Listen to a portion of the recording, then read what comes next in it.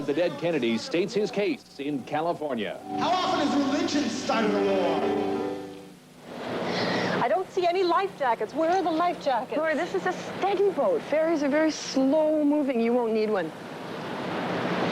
You may remember in the fall of 1985, the New Music went to Washington to attend the Senate hearings led by Tipper Gore, head of the Parents Music Resource Center, also known as the Washington Wives. The Senate hearings dealt with media's three favorite subjects, sex, drugs, and rock and roll, and attracted people like Dee Snider, Frank Zappa, and John Denver in an attempt to protect their right to artistic freedom. I'm a parent. I've got 4 children. 2 of them are here. I want them to grow up in a country where they can think what they want to think, be what they want to be, and not what somebody's wife or somebody in government makes them be. I don't want to have that, and I don't think you do either. One of the end results of the hearings was that both the Canadian and the American Recording Industry Associations decided to place warning labels on albums that might contain lyrically or visually offensive material. Now, not every third album ended up being stickered, but there was some fallout. When the Dead Kennedys released their latest album, Frankenchrist, it bore the following label. The inside foldout of this record cover is a work of art by H.R. Giger that some people may find shocking, repulsive, or offensive. Life can sometimes be that way. The poster is a graphic depiction of genitalia that has been on display in some European museums, but to me, it sort of looked like vegetables in mud. And I'd show it to you, but it's no longer available in the album. You see, a woman charged Jello Biafra and the Dead Kennedys with distributing harmful material to a minor when her 14-year-old daughter bought the album. This case was considered precedent-setting by many in the entertainment industry, and it finally went to court last week. Much Music's Erica M. was in Los Angeles, and we asked her to track down Jello Biafra.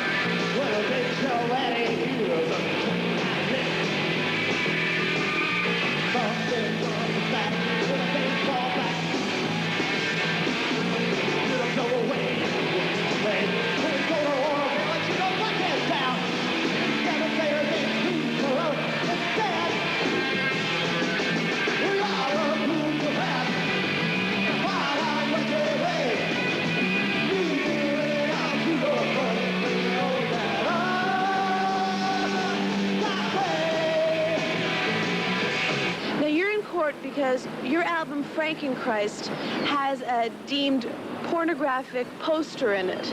Within the context of the record, it's very clear that it's not just supposed to tee-hee, there's some body parts or anything like that. It's the ultimate portrayal, to me, the strongest piece I've ever seen, that says here we are as a society, the me generation, the yuppie mentality, the people who would be willing to traffic in arms and genocide all over the world just to make a buck, that kind of thing. Here we all are screwing each other in more ways than one. The image had to be horrific in order to portray it as being the ugly thing that it is, so that maybe people would want to do something about it, get themselves out of that food chain. We don't have to be part of that food chain in order to survive and have some kind of fulfillment of the soul. But just like junk, man, the price of being addicted to the Lord goes up. If you want to shoot up with God, you gotta buy more and more of it to shoot up, or it just ain't gonna be the same. Heroin has killed people. How often has heroin started a war? How often has religion started a war? What they're trying to do also, the prosecution here, is set the kind of legal precedent where it isn't just the over-the-counter seller who can be prosecuted for obscenity or what they call harmful matter here, that you can go after anybody. The guy who sat in the office and had nothing to do with the recording of the record. They're trying to put him on trial. They tried to bust the owner of the record pressing plant that stamped out the vinyl. He was dismissed for lack of evidence, as were 3 other defendants, but we're still here. And so what they hope to accomplish is to set the kind of ugly chain of precedents where even if you walk out and get coffee for the director of a movie that someone else puts an X rating on later on, you could be prosecuted for the whole movie. Guilty by association? Yes, in other words, guilt by association to the point where people won't want to associate to create good art. They'll be scared, and for good reason. And anytime anybody is afraid to say or create what they believe, that in itself is censorship. Now, what about yourself? You're the dad. You're supposed to be from the generation that is looking down on what he's doing, that is the more conservative. How do you feel about all this? In actuality, I believe in a free society, and I raised my kids, I hope, to believe in a free society.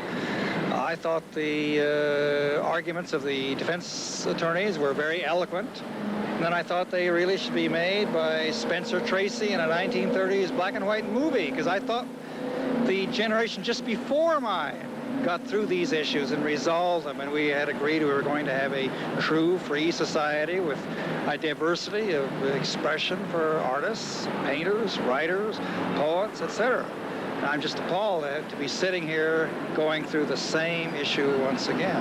As long as we have people who are uptight and have no sense of humor being given too much power, this is going to happen, though.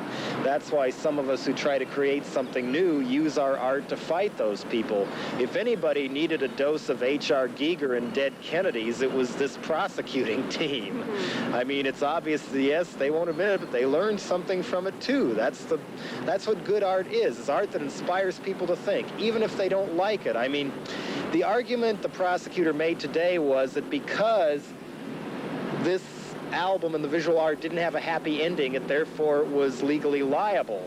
What happens to Platoon, the film? What happens to Full Metal Jacket or Apocalypse Now? What happens to the documentary on acid rain made in Canada that the Reagan administration has forbidden to be shown in America?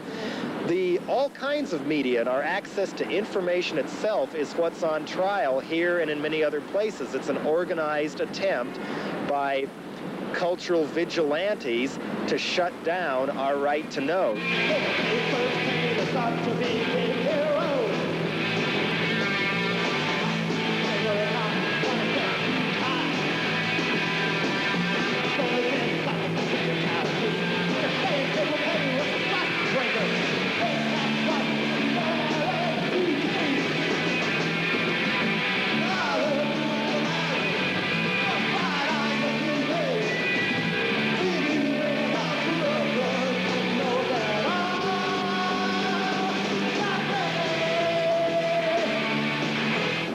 It's more difficult now, or almost impossible, to get Dead Kennedy records in stores.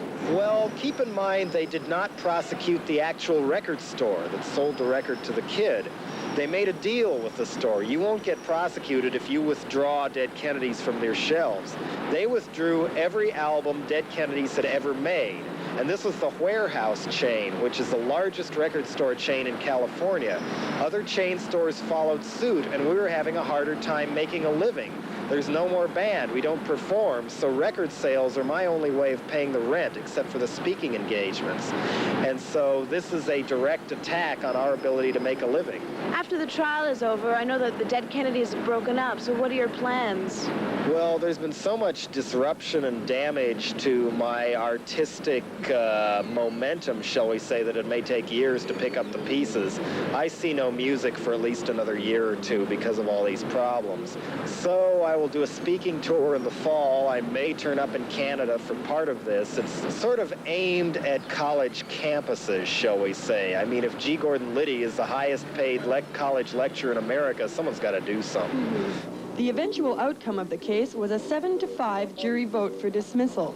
Prosecutor Michael G. Reno pressed for a rehearing, but Judge Susan Isaacoff denied the motion and dismissed the charges. It should be noted that the teenager told 3 different reporters outside the courtroom after she had testified that she did not feel as though she was harmed by the poster.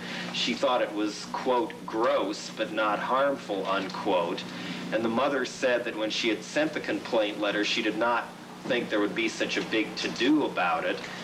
The prosecutor admitted to the LA Weekly about a year ago that they did have other prospective rock prosecutions they were looking at and chose us out of the pile. It's not as though we were an isolated anomaly. It's as though they were fishing. Still ahead on the new music, Jello Biafra.